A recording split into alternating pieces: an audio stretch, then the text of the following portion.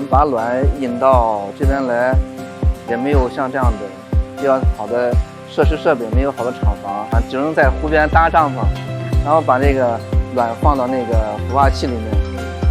从那个别的地方引水过来进行孵化，一天24小时不间断。这个高白龟的孵化期是冬天嘛，特别冷，你的人在帐篷里面很冷很难受的这个，而且那个环境又比较潮湿啊，所以那段时间是非常艰苦的啊。经过我们也是10年的研究吧，才把这个高白龟的人工受精啊、孵化这一塊才算是研究得比較透徹。